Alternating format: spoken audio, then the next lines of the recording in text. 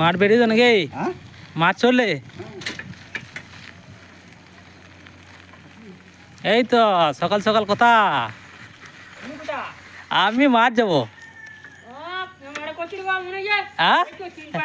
কি ক্যামেরা?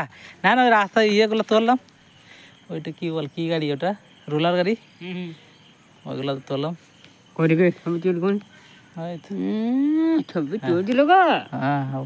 দিয়ে এসো এসো এসো।